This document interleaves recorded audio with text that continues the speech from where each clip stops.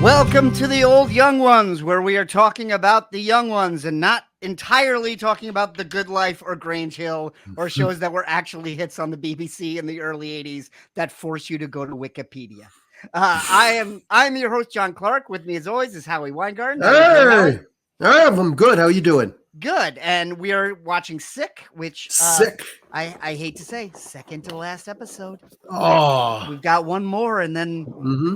That's it. There's no reunion movie. There's nothing. No. We have to stop talking to each other.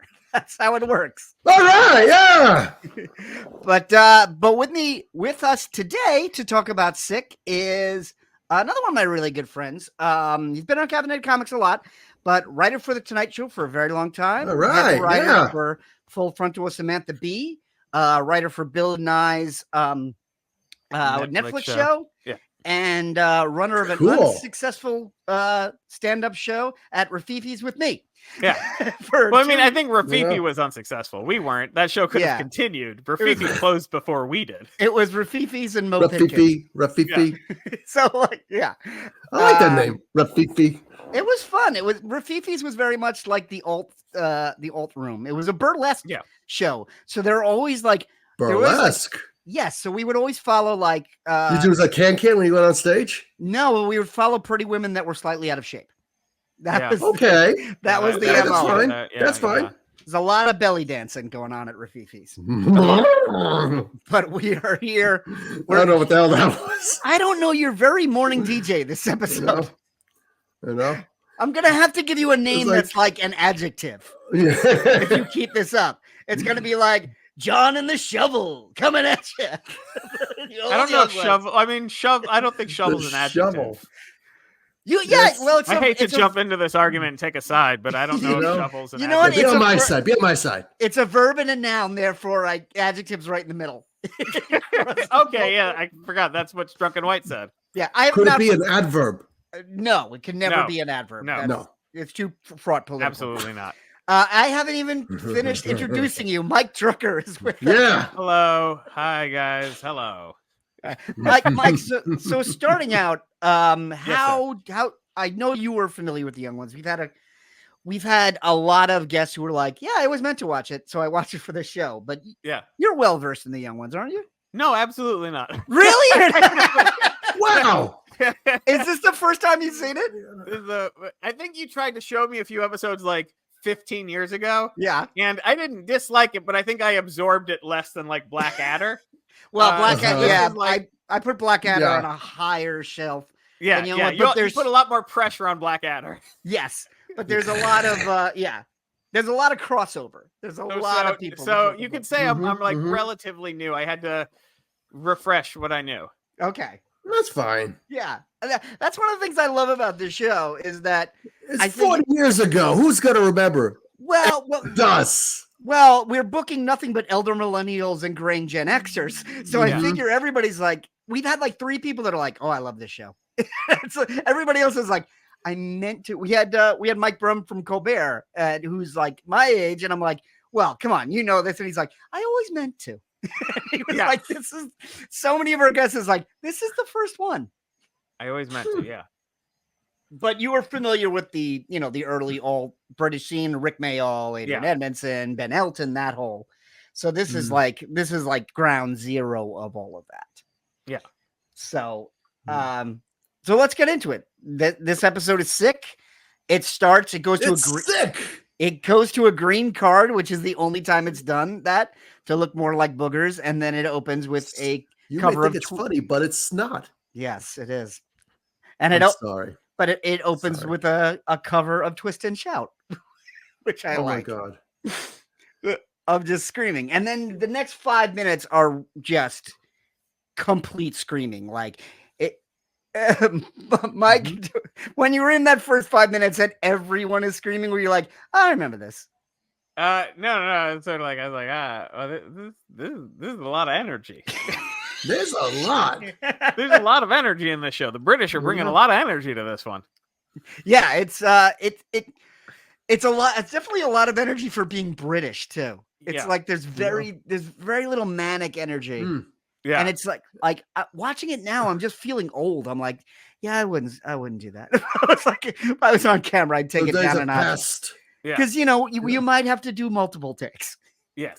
Well, the thing goes also, like, when you're sick, you've got a certain malaise that you have no energy, and these guys are going full throttle. They're just like you're totally in your face with the snot and the coughing and just comparing who's the sickest, And I think it's fucking hysterical, because the thing is that, like, with this show, I think with the people who love this show, the people who are really into this show, I mean, they are passionate about it. They love it, And I think that I think that the cast really sets the standard for, like, they really put out a like, if you're going to really love the show, I mean, these guys put everything they had into it, I felt, and so it's just like you love it just because you could see that they loved it.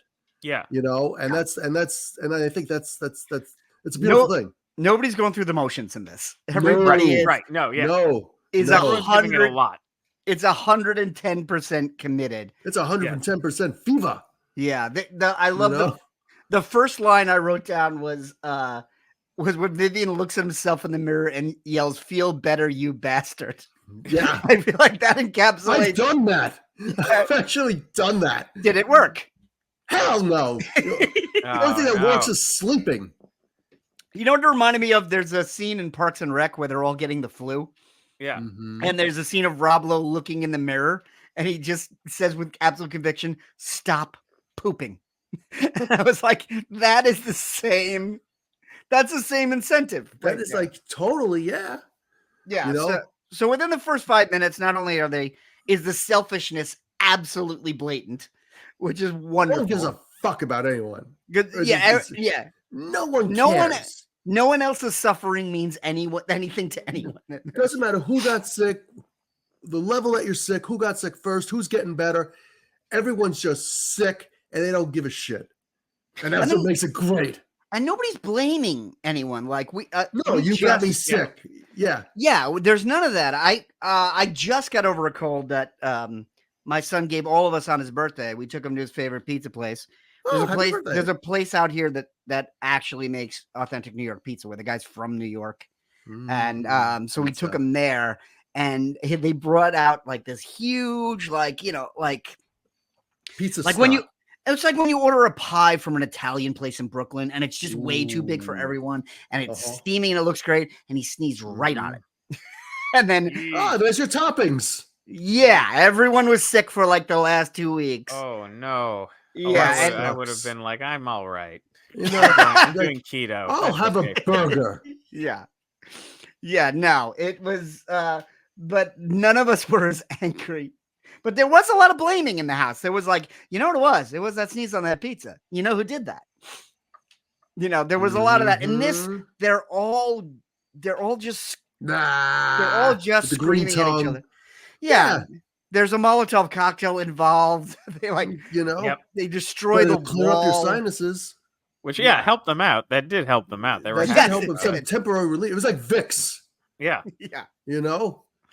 Some petrol or whatever it is. And then immediately devolves into slapstick. It's like, what's this? It's like fish.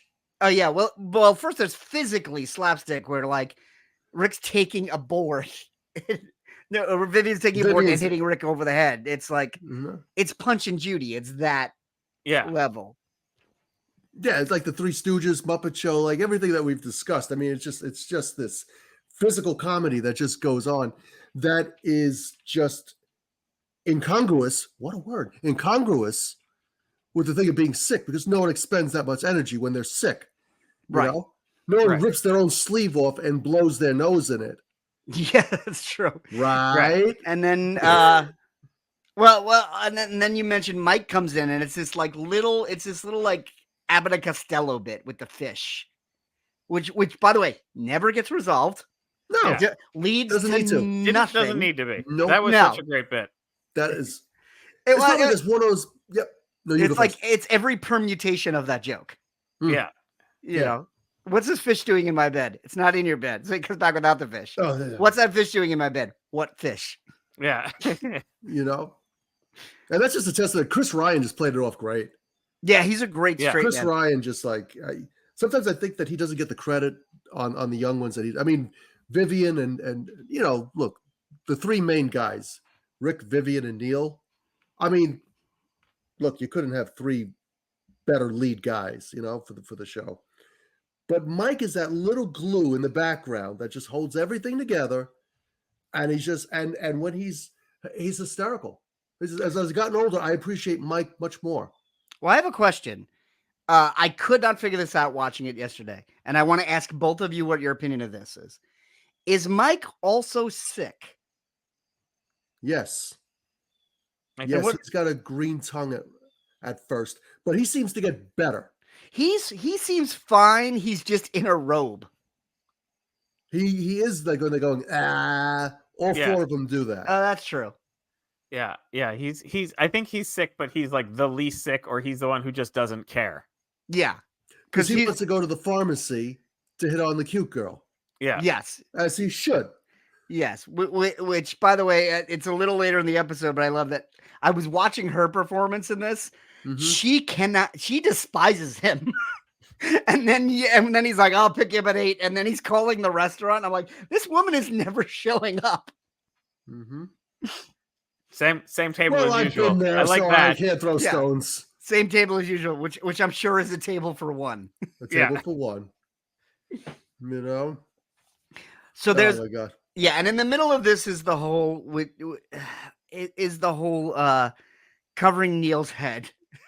I couldn't watch that. I don't know about you guys, but like that was a difficult scene to get through. I was just sitting there going, "Oh God, this is so gross." And when he starts clumping up the snot, it is pretty gross. The snot rockets. I was just kind of like, oh, and that's obviously what they were going for. But I was just kind of like, wow. Well, the slime is like it's like Ghostbusters green coming out of him. Honestly, yes. It's and then of course meant to be disgusting. And then of course Neil being the victim, they put him in a garbage bag. They put nails in him. They say put his head out the window. They smash his head through the glass, which starts this subplot that runs through the entire episode. Of like this guy gets hit with a piece of glass and it starts the most British looking riot I've ever seen. Just where he calmly throws a brick through 2 windows. Then he hits somebody and somebody goes, "Did you do that?" And he goes, "Yeah, it was pretty good, wasn't it?" It's very like nobody's proud that he threw that brick. It's just like whatever. Nobody's even angry like at the beginning of the riot.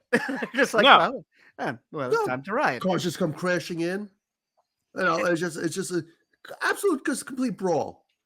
Completely brawl, which I think has something to do with the whole rest of the show. And we'll get into that as we start to get further on as we, discuss this week's episode. Okay. Yeah, because the riot is one of the only things that actually does continue through this whole episode. A lot of things are forgotten in the way. And now this happens every episode, Mike. How does the structure or lack of structure hit you? Because we've talked about it being a sketch show, and we've talked about it being a variety show. Does it just seem like it has ADHD script writing tendencies? You've written probably the most comedy. I would say, it almost feels like and I'm not saying this in terms of like the tone of the humor or whatever one may think of the quality, but sort of like if it was a live action Family Guy, like where it's like you say something then you cut to it. That's a good analogy. So I think that's how it hit me. So it wasn't like unnatural. It didn't like it throw me out of it. It was almost like sometimes the parts I like the most, because they would say something and then they'd be like, "Oh, we're going to extrapolate this into a mini sketch," and I kind of like that shit. Yeah, I do love. There's a few things in here that I just love, and it's like they don't need to be any longer, and a lot of them are coming later in the episode. But there's hey Johnny, one quick point. The funny thing is that remember we watched Bambi, and we're like, these are the season 2 premiere, two different shows just glued together, or two different plots just glued together. This show to me, it felt like it was 3 just glued together. Yeah. And I love that. I love that because it's that stream of consciousness kind of humor that they are so freaking good at. And never coming back, never fully coming around. No. I will say when the episode switches, and I agree with you, Howie, there's 3 episodes in this. Like it's to the point where when the second episode starts, nobody's even sick anymore. No, that's right. They've given it up. Yeah. Once Alexei Sayle comes in, the sick part is almost completely done. 98% done. Right. I do want to touch on, I love Rick in the beginning of this. It's very much, oh my God, yeah. It's very much Rick Mail is most pretentious, where he's like, I'm gonna write to the government, but you're an anarchist. Then I'm gonna write to the lead singer of Echo and the Bunnymen. Yeah, I like that bit. I like that joke. Yeah, it's Dear Mr. Echo, because he wants to write to Echo and the Bunnymen, which is so wonderfully specific, and yet he doesn't know the lead singer's name. So stupid. So silly. He calls him Mr. Echo. And there's one line I wrote down where he's getting really pompous, and it's this throwaway line where they talk about cleaning the toilet, and he starts screaming. Oh yeah, we never clean the toilet. That's what being a student is all about. It gives character. He ramps up, but then like when he's past that and he's lost the energy, and he's like, well, "What do you mean?" And I wrote this down because I wanted to get this right. He goes, "Oh, because I'm a rider at the gates of dawn and I take no prisoners." It's like that's a line you expect him to scream. Exactly. That's what I love. It's like the moment's passed. It's like when you're trying to tell someone a joke and somebody interrupts. And then they go, well, finish that joke. You're like, there's no point. Like the timing's completely gone. They're like, no, what happened to the guy with the parrot? I'm like, there's no way this is successful. It's like, fine, the guy with the parrot is a writer at the gates of dawn and he takes no prisoners. Oh my God. It's like a heavy metal lyric. It's like all the words have such intensity and the delivery has nothing. Yeah. I love the fact that they actually do try to, they do get SPG in. One of my favorite characters. Yes, you love the hamster puppet. I love the hamster puppet. He is in every episode. Then they have the toilet that Mike is like looking at. It's disgusting. Yeah, it's I have so no gross. idea what the toilet has said. He says like, I'm gonna go get some, and it was like drain cleaner or something, or yeah. something. And the toilet asks what it is, but nobody bothers to come back and explain it to the toilet. And this is a show where nobody's gonna be like, the toilet is talking. Yeah. but the fact that they build a toilet puppet, they have it say a line that is then ignored. Yeah. Yeah. That's a lot of budget to sink into. That's a lot of that. Yeah, that's a lot of work to put into that one bit. Well, that's why you had Madness show up. Yeah. Madness comes paid for that toilet. Madness comes back. They're in season 1. This one they actually play their hit. Yeah. It's good. We talked about this back then. Well, we talked about the earlier episode where Dex's Midnight Runners come on, and instead of doing Come On Eileen, they do a Van Morrison song for some reason. Because I guess they thought they had plenty of chances to be on television. But Madness actually does Our House, playing the fakest guitars I've ever seen. Oh, yeah. Yeah, and the drum set. Oh, my God. Yeah. Yeah, they're just made to hit each other. That's all they're made for. That's all they're doing. I don't even play guitar, and I'm watching. I'm like, that doesn't seem like they're playing guitar. No, no, it does not. Yeah, it's literally there for when they hit each other. Yeah. You see those guitars behind Johnny? They're the same things. They're, they go out, John goes out and hits people with them who are in his band. Yeah, that's what these are. That's why I have no money. That's right. because I buy high-end guitars, but then I still hit people with them. Yeah, you keep breaking them on people. Yeah, it's fun. Hey, why not? Yeah, it's like fun. There's a chair that comes up that proves this point in this episode. Yeah. You're right. There's a nice little throwaway line in Madness too that I never caught till now, where he goes, "Did Mike go to get the cure?" And Vivian goes, "No, this week it's Madness." That's a great line. And it's like that's a lot of early '80s British bands to check off. I'm sure they tried to get the cure.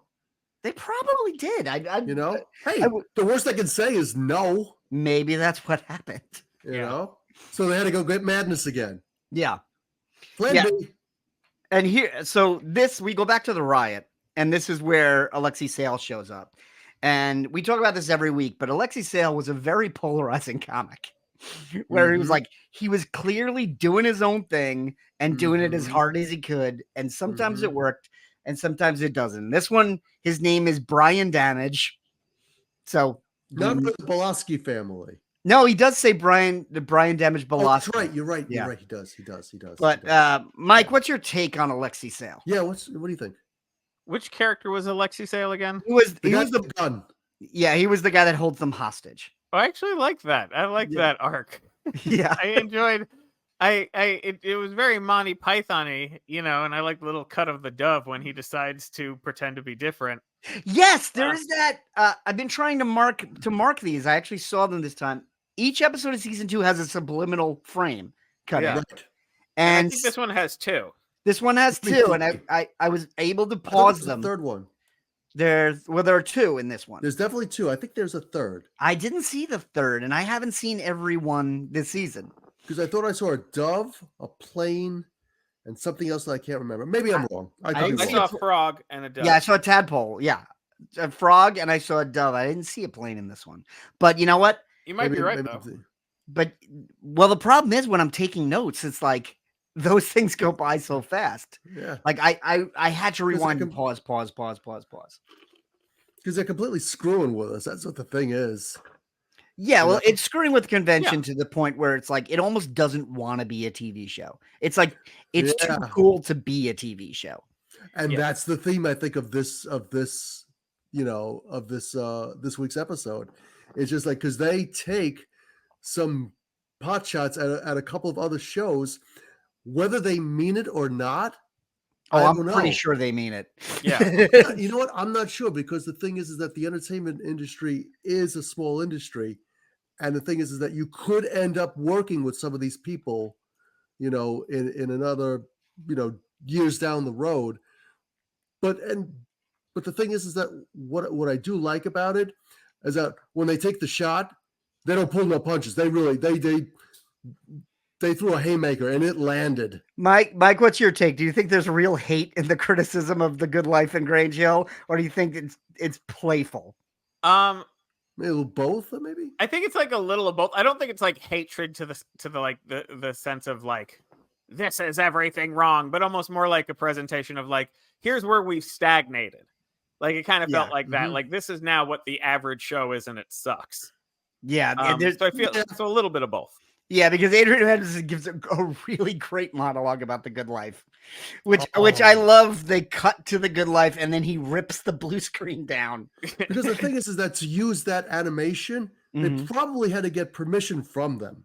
Well, it's all the BBC. So it's, yeah. But, the producers of The Good Life probably had to sign off on it. I could be wrong. But the thing is that it is fucking funny. It's hysterical. I feel like there's a lot of real frustration that comes out of that. Oh, yeah. And then, just that I hate them. He sounds exhausted. Yeah. It's like that. You feel like they've been holding their breath about this show all season. And it's like, Mike, it's like when we go back to when we were starting stand-up, and we were doing like small shows in Manhattan, and there were a lot of people that had no future on that stage. Yeah. And they would do the same jokes week after week after week after week. And you're like polite about it. But then there's one night where everyone's having too many drinks and talking about the state of comedy. And you just lose it. And you're like, why does this person have to do this over and over? And I just got that feeling out of the young ones. Yes. I can see where you got that feeling. And that's maybe sort of what I mean, but with a lighter touch.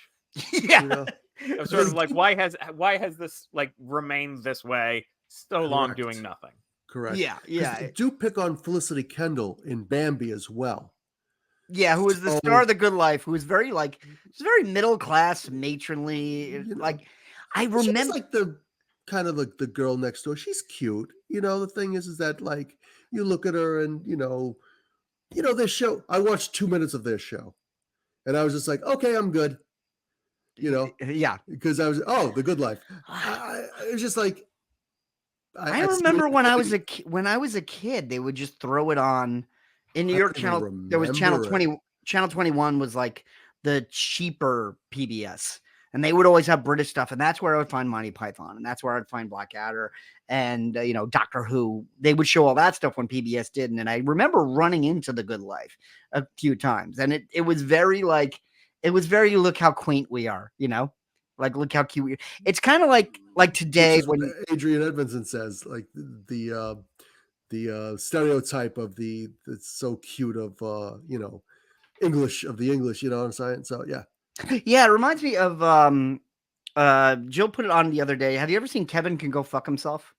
No. What's that? It was an AMC show with Annie Murphy from Schitt's Creek, where she played like the typical sitcom wife, like a King of Queens, Everybody Loves Raymond. Yeah. But when the husband was there, it was a 3-camera sitcom. Yeah. But every time he left, it would go to like a single camera drama where she showed how like depressed and trapped her life was. Oh God. And it was an examination of look how shitty we treat women in sitcoms. Yeah. Wow. And I feel like it goes to that place. So I only saw the first. Check that out. It only lasted 2 seasons. It was really good. We watched the first one. I was like, that was really good. And it also made me feel bad for the rest of the day. Yeah. So I could see why it didn't last.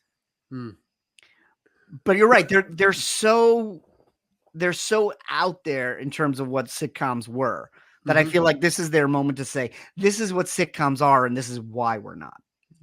I remember being in college. There was a thing of taking like intro to film, and we would watch comedies. Some of them were the Marx Brothers, and I remember I think it was Bergman, who was I think a Swedish kind of philosopher, talking about the concept of comedy, and he'd say that to have comedy, you'd have to have 2 things. I think, if I remember correctly, something had to be incongruous. And there had to be an anesthesia of the heart where you couldn't feel bad for the people who were being made fun of, or people who were, the stuff was happening to them, And this show, I mean, with the way that they make fun of The Good Life and the other show, Grange Hill. Yeah. The way you really have to have that anesthesia of the heart. And if you actually were, working on those shows, for the BBC, and you saw them making fun of the show that you're working on, you'd probably be like, that's pretty funny. You'd have to say it, just like the way that they did it, because they're coming from a completely different angle than these other shows. I remember my mother and father used to love this show with Patricia Rutledge. I think it was with Mrs. Bucket. What the heck was the name of that show? Oh God, I can't remember. It's a British show, and it was a comedy of manners. Okay, and I was just like, you know what? It's Keeping Up Appearances. That's what it was. Oh yeah, that ran forever. I've heard of that. Yeah. I like that show. It's totally different from the young ones and from my usual things that I like when it comes to comedy. But I was just like, you know what? It's like a comedy of manners. They don't go too over the top. And they really, she was a great physical comedian, besides, her pretentiousness that she'd have to play as Hyacinth.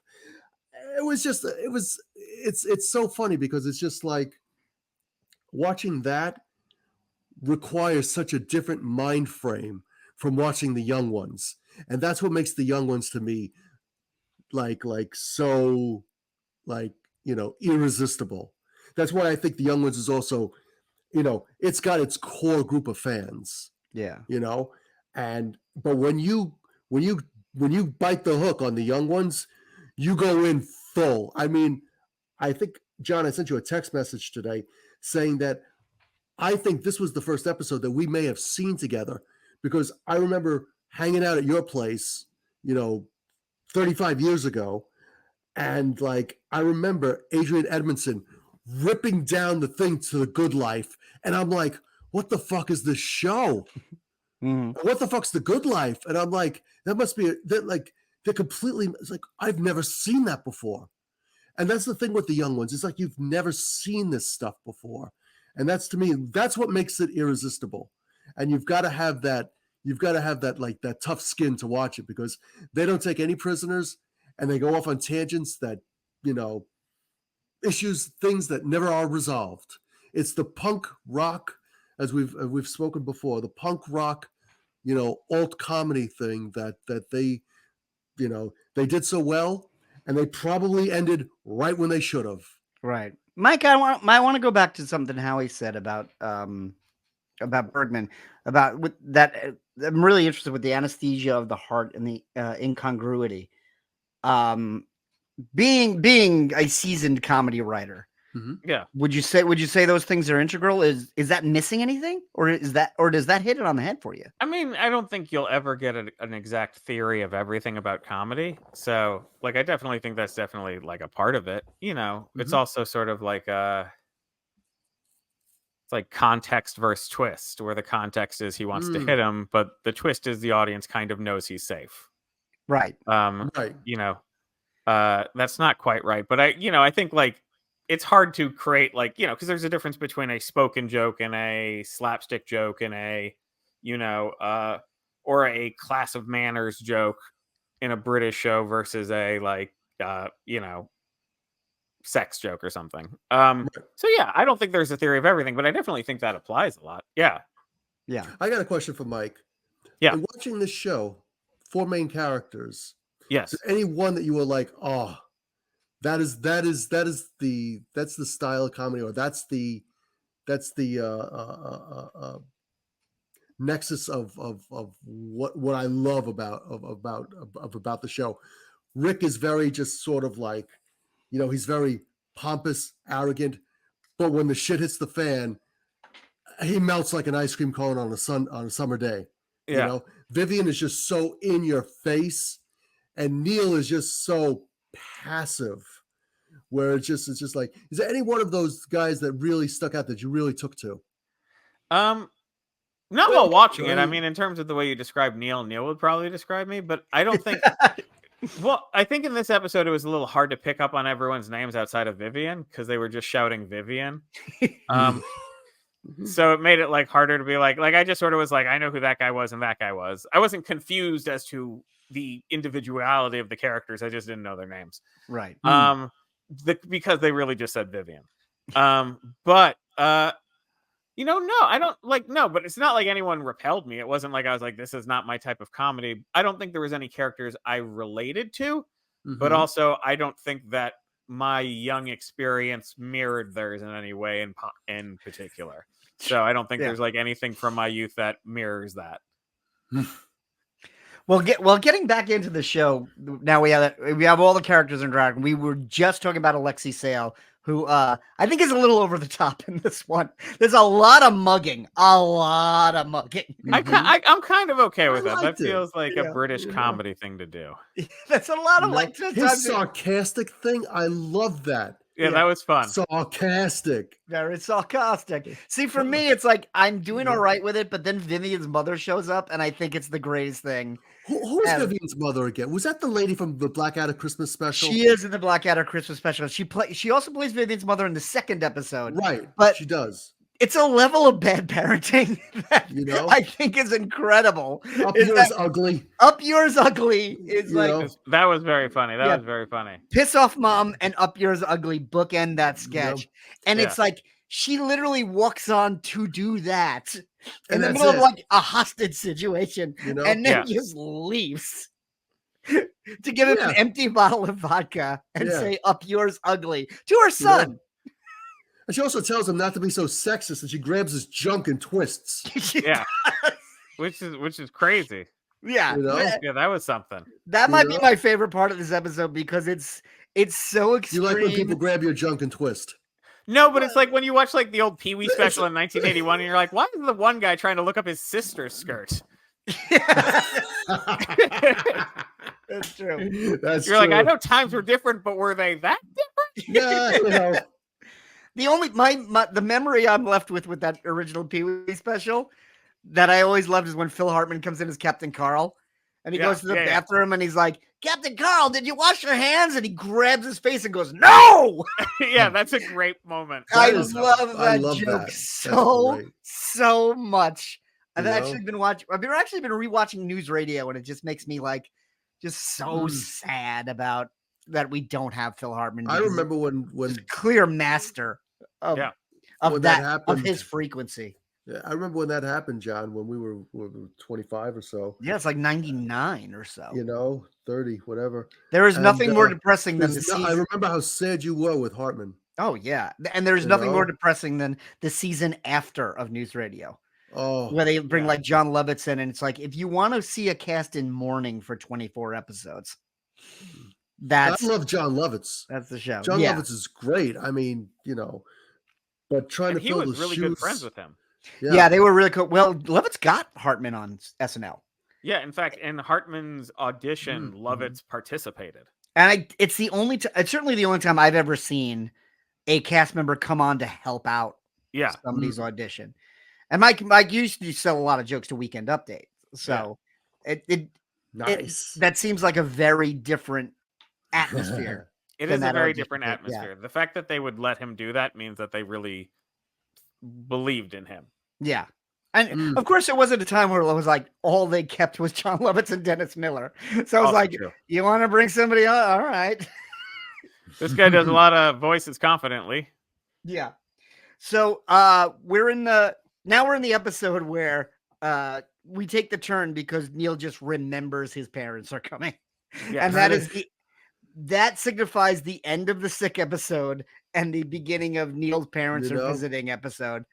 Which the one thing I love about this, I noticed in the riot, this is the first time I noticed it, there's a head like nailed to the front door. Yeah. And then when like Vyvyan goes in the closet and the Macbeth witches are there. Yeah. He's there to throw the head into the cauldron. Very Blackadder. But one of the witches is his mother. That's right. I didn't realize that. She's playing a new character 5 minutes later. That is very funny. Witches. Yeah. The funny thing about this episode, I'll be quick.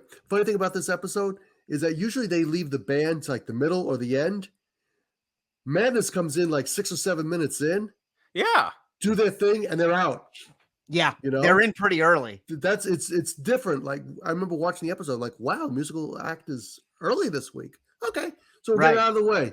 Yeah, because there's so much going to happen. Where would you put Madness anywhere else as we go into it? So Neil's parents arrive. Yes. There's a lot of jokes I love. One of my favorite jokes, I think of all time, it's stuck with me was, did you make your bed? No, I bought it. Yeah, that's a very good joke. I like that It's such a great one-liner. And it's one of those where it's like, you could put that anywhere, anytime. Yeah. Ever. And it just... Neil has a bunch of those. Like there's this one episode like, hey, do you dig graves? It's like, yeah, they're all right. Yeah, that's another great joke. They're just like it's perfect for Neil because it just suits his persona so laid back and so kind of like he takes it literally. Yeah, he can do dry. He can probably do dry better than Nigel Platt. I would anyone love else. To see. Yeah. There's another little joke I really, really enjoy that I didn't quite get the first time is like when they're talking to Brian Damage and he's pretending that he's not a bank robber that's holding them hostage. And he's like, and he's talking about like what he does for a living. And Neil's dad goes, "Oh, so you mean a nice safe job?" Yeah, sometimes. Yeah. I never caught that before. Yeah, nice job. It's again, it's like safe job. Yeah, really, just really under little the radar. diamonds. Yeah. And that's what makes. Oh my God, yeah. So it's funny because like for the young ones, there are a lot of jokes that go by that you're just like, oh wow, I missed that one. Yeah, because there's so much going on. I love the cleanup for when the parents they speed everything up, a la almost the Benny Hill show. Yeah, and for some reason the ceilings caved in. Caved in. He takes down the sign that says "Smash the State." He puts up like green energy or something. It might even be "Please wash your hands" or something like that. Something like that. Yeah, yeah. And then he introduces everybody. Which and Rick Mayall just is just like he's just like so enthusiastic to meet his parents. Oh, he's sucking up. No, because he's sucking up, and it's so over the top. So many essays to write, and I'm surprised my arms don't fall up. Maybe they will. And it just and then Mike comes over, He's like, oh, so what do you do? He's like, oh, I'm in like the school of life, and he gooses his mother. Yep. You know. You know what? You mentioned the Marx Brothers, and I feel like Neil's parents are the Margaret Dumont of this episode. Yeah. That makes sense. Yeah. I would say that is a perfect analogy. Yeah.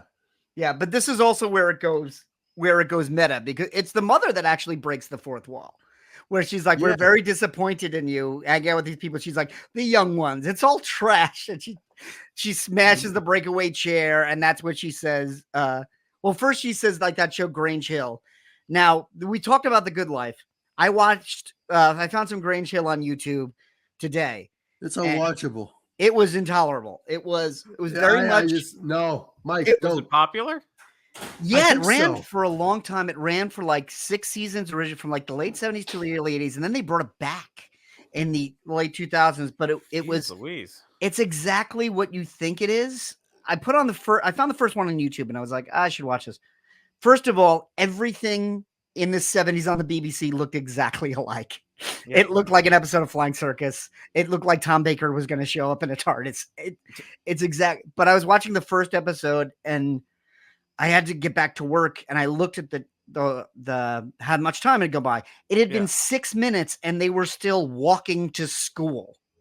Jesus Christ. So, and it was a lot of like, yes, Mr. Headmaster. And that's more like Birdemic. Have you ever seen that movie? Oh, it's a lot of driving. A lot of guys. Like, part 2, the guy's walking down the street. There's a part 2? Yes. Mike, you've seen part Birdemic, 2's almost right? as good as part 1. I have not seen Birdemic. You've never seen Birdemic? Highly recommend it, Mike. I apologize. No, I'm not. No apologies necessary. It's a new low of bad movies. Is it hanging a new out movie? with my family? No. It's like amazing. It's like in the aughts. It's so bad. You know what? It's that period of digital video, but not HD. Right. Yeah. Right. You know, it's like it was like everything's kind of grainy. Like the roomish kind of thing. Yeah. Yeah, I see. Yeah, I gotcha. Yeah, it was the director's trying to remake The Birds and make it about climate change, but what he has is one gif of an eagle. Oh my god. And he just cuts and pastes it. And there's 2 of them? I guess, yeah. There might even be a third. I've seen the first 2. God. Good for him. The first one's insane on a The Room level. Yeah. Of bad movies. It's like there was one can act. You know, it's everything. It's the perfect thing to watch when you're with your buddies and you've had a few. Yeah, I first saw it. Bill Monroe, rest in peace, came over one night. We stayed up all night. We watched Troll 2, Birdemic, and The Room. And the holy trinity of those movies match each other. When I was growing up, it was Plan 9 from Outer Space was considered the worst movie, and it's like that's unfair compared to some of these. I mean, Mike, what would you say is the worst movie you've seen? Worst movie I've seen. Gosh, that's a tough question. I think it's not the worst movie I've seen, but I saw the Matrix Revolution when I was in college. I used to review movies, and I got to, since I lived in New York, they did a screening of the Matrix Revolutions. That's the third, the second. What's the second one? Whatever the second one was. They all start with R. But the second Matrix movie that was really super hyped. And so I got to see it in the Warner screening room in Midtown, which is a super nice screening room, comfortable chairs and everything. And for some reason I got sat next to Joy Behar. Okay. So I already wasn't enjoying it, but I was also listening to another person who wasn't enjoying it for another reason, saying why she wasn't enjoying it. Yeah. So it's almost like both not enjoying a movie while someone's convincing you to not enjoy it even more. Yeah. Yeah, I don't see Joey Behar going this is better than the first. No, look at the trucks. They're jumping over trucks. It was kind of more like okay, all right. It's funny. That's funny. So I swear to God. I got one. What right? Howie? Yeah. Oh, Mike, you could no, I don't want to interrupt you. No. But I think that was sort of like in my mind, it's the worst movie just because it's like because of the weird, bad experience. movie experience. Yeah. How what were you gonna say? I was gonna say probably the worst movie I've ever seen was. It's called Ape, 1976, otherwise known as Attack of the Giant Horny Gorilla. You have showed me this. Oh, geez, Yes. Louise. Yeah, It's I on should have gone YouTube. second. It's on YouTube. There's a scene where the King Kong punches out a fighter plane and then flips off the camera. I mean, yeah. That makes sense. Mike, I tell you, watch it. I don't know, Howie. I don't know if that one's going to be in the queue. You know? All right, fair enough. That's one of those. That's one of those where they leave in the back servers of Amazon Prime. Yeah, and they're like, maybe somebody This would will have been in the access back this. of the video store as I age myself right now. Yeah. With the dust on it, you know, it's like, ooh, so this rarely hasn't been, streamed that it has to buffer for like 5 minutes. you know, I can like find it. It's on like Ray Gun. Yeah. On your Roku or whatever. It plays in QuickTime. That's how old it is. Wow. Drop the mic. Good one. Yeah, so Grange Hill, by the way, the one thing I liked about Grange Hill is that it has Ben Elton in it, which happens just now and then. Yeah, Ben Elton is the main kid in it, where he's the one this is the stupidest reason ever, but he's like, I'll get tucka, mucka, and sucka. And then I realized, spaz. Yeah, you get spaz. And I realized, oh, this is the episode where we have Drucker. And that just made me very happy. I love that. Oh my God. It was totally unplanned, but I feel like, well, that's, you know, well, you know what's little funny? council. What's funny is because at the end of the scene when they run into Mr. Liberal, who is funny as shit. I love that. Whoever that guy was, he was fucking great. Yeah. You know? And he goes, yeah, but Mr. Liberal, we're the only kids in England who don't say fuck. And the thing is that reminded me of Beer from Blackadder, the very end. Well, when they're in Margulies. Where she goes, look, sounds almost like, you know, and they cut it off to the end of Blackout. I was just like, oh my God. And for the BBC in the 80s, that's risque, which, you know, obviously it's obvious to say things are different today, but my girlfriend's really into The Bear. And I'm like, she watches it on Hulu, and I'm like, how do they The Bears? No, the F word is like every line of dialogue. And I'm like, oh, standards are relaxed to the point where they don't have language standards now. Where's the stream from?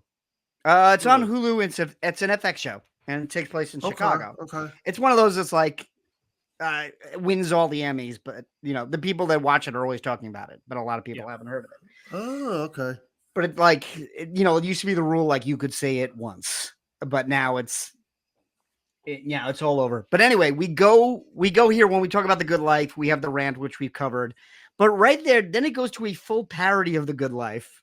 And here's another question I have for everyone. Mm-hmm. Is any of this happening, or is this just a sketch within a sketch? I think it's like an imagined cutaway. Again, like Family Guy. Like I think but it keeps going. It just that's the best comparison I have. It's like both happening and not happening. It's like a song in an Indian musical. Like it's not actually happening in the moment. It's sort of them expressing how they feel in a very bombastic way. Yes. Yeah. But it keeps going. Yeah, Howie. You know, I was just gonna say, like, do you think this is happening? Oh, I absolutely do. Okay. Absolutely. 100%. Because I love the father is so deadpan.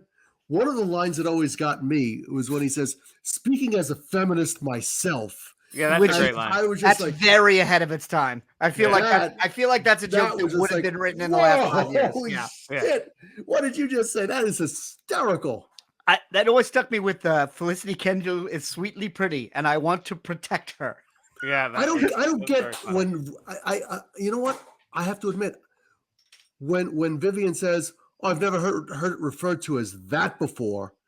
Yeah, the verb protect. Yeah. Oh, okay. So that's what that is. Oh, okay, that's fine. Yeah, but then Rick gets very upset. Yeah. Oh my God. And they all just are just bugging out. You know. Yeah, there's a Felicity Kendall obsession that runs through that scene where everyone, because even Neil's like, yeah, I love it too. I like it too. They all, Vivian hates The Good Life, but everyone is in love with Felicity Kendall. Which maybe back then in England, she was the girl. I guess, but it used to be. I guess it's like saying everyone's in love with Patricia Heaton. I feel like that's. Well, or it's like, like when people are like, oh, it's Margot Martindale. We love her. Yeah, we hate that. Like if someone did a bit where it's like, that show sucks. We're not talking about you, Margot Martindale. Like if it was like that to me is how it struck me. Remember she was an actress that Laura San Giacomo. She was big in the early 90s. Like she ended up starring in Just Shoot Me. Right. Yeah, she was huge. It was one of those shows that ran forever and no one remembers. Very attractive, but then all of a sudden she just disappeared. She was in The Stand. M-O-O-N. Oh yeah. That's Venice Moon.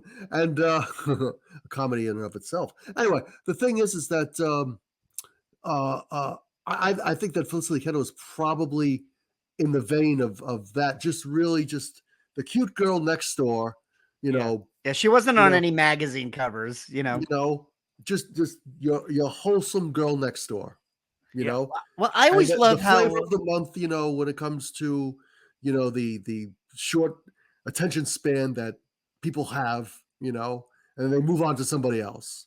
Yeah, I always love how there's one it girl at the moment, and a name will completely date.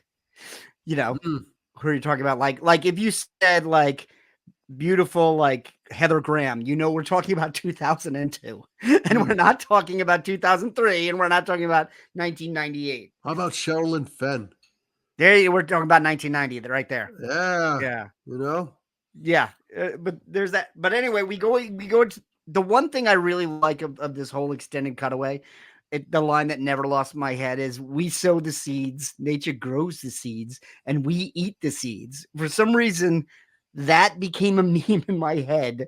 Yeah. It's never left my head. Never. It is a good line. It is a great line. I agree. The reason that I think that what happened is real is because all of a sudden, out of like the blue, the door opens up, right? And here comes this police officer, and he just starts smashing everything, threatening everybody, hits Rick with the chair, and he's like, and I wouldn't have done that to you if you were Felicity Kendall. That's true. I just think that's so... I keep forgetting about that part because it comes in out of nowhere. Yeah. It's a good like beat. 40 seconds and done, and then they're out. And then they play this like little theme music jingle. It's a Good Life theme. The Good Life, yeah. And then they're out in the garden, and like Mike is almost like the male lead of The Good Life, like planting this and this and that, and then the jokes Rick, all what get is Rick wearing? What the hell is that thing? And I love the jokes all get lamer there, where they're like, this is where we'll plant the mixed vegetables. Yeah. And it's clearly them saying like, look how lame the jokes you can get away with are on sitcoms like these. Yeah. Mm-hmm.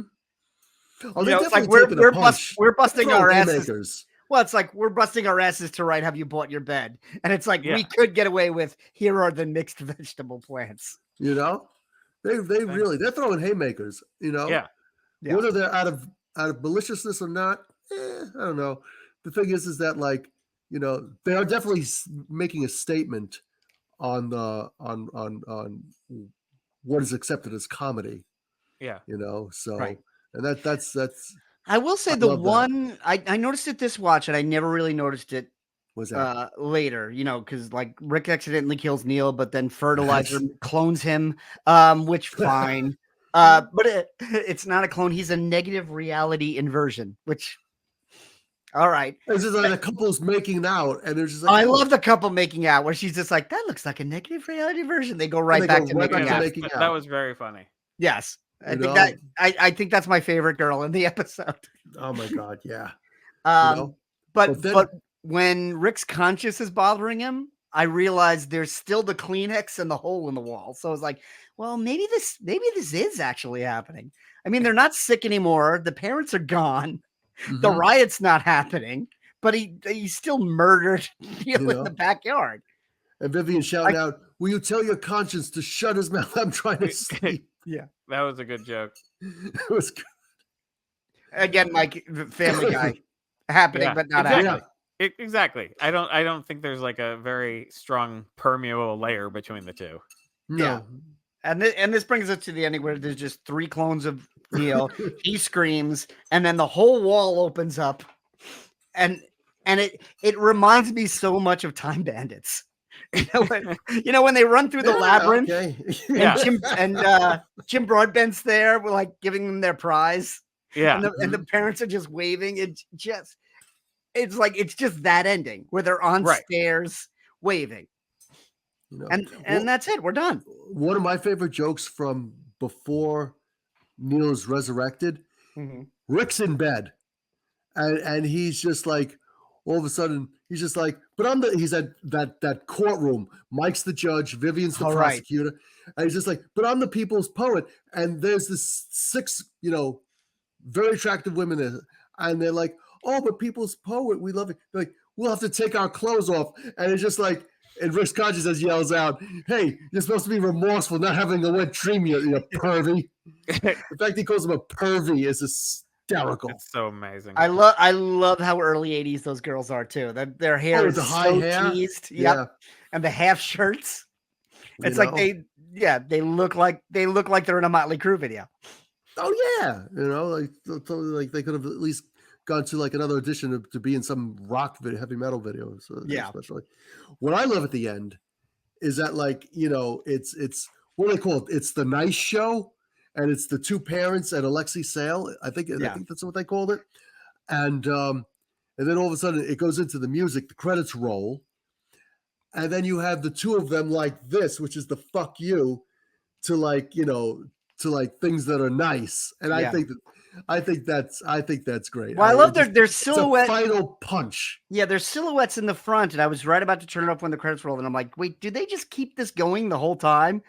And they do, and they almost look like Mystery Science Theater, which I have to say, Mike, is a show you've written on. I have written on that, yeah. Did you? It did. Oh my on the God. 13th season, so the latest season, yeah. Oh, awesome. Hopefully not the last season. Hopefully, the last. Oh, it was frustrating because that 13th season was so huge, and then they were like another season, another Kickstarter, and everyone's like, you could pay for this by yourself by now, shouldn't you? Right? Yeah, exactly. Which you cannot. Yeah, but I think that's what stopped it. Because they had some good movies lined up. Yeah. I actually saw something they were going to do, because today is Friday the 13th, and I've got my shirt on. Friday As we're recording this. Yay. Yeah. As you're listening to it, it is not. Pre-recorded, Friday the 13th. May not be happening where you are. The thing is that, like, I saw that they were going to have a thing with Frank, who I adore, They were going to do a live riff tracks or riff on the movie. I don't know if it's riff tracks. With Frank Conniff. With Frank Conniff at this theater. Probably, I took a look at it. It's 80 miles up the road. I'm like, that's a little far. And they were going to do Jason X. Yeah. And I was just like, Space one, yeah. But unfortunately, he tested positive for COVID. And won't be. So get better, Frankie. Frank. Well, Frank's sorry. Well, I think Frank's an Astoria guy because he does a lot of shows at QED. He does. Mike, I've met him a couple times. Yeah, Mike, I've seen your shows at QED, which is like it's this nice little club. How he wasn't there when I lived in Astoria, but it's like right before Ditmars. And, really and nice. Frank from Mystery Science Theater does shows there all the time. I would love to see him. I don't live that far. I could probably go down there. I'd love to see him because he was next to I think maybe like Tom Servo from the original. Frank was my favorite. He's so good. He's so funny. Frank was the guy who found Side Hackers. That's another reason I love Frank. They said like one of their jobs as writers were to watch all the movies and pick out which ones would make good episodes. Yeah, that's a bad movie. Yeah, and apparently that was the first one I ever saw. Yeah, and apparently he didn't finish it when he nominated it, and they didn't realize there's a rape scene in it, which they then cut out. Of course, yeah. Well, that wraps up sick. When you start talking about rape, it's time to go. Time to go. There's no jokes there. Mike, how did you feel finishing this up? Did it live up to your faded memories? I don't know what I was expecting, but I think that this was like it was very interesting. It was very interesting to watch. It was super funny, but it was like very interesting to see sort of like a live action Family Guy type style play out.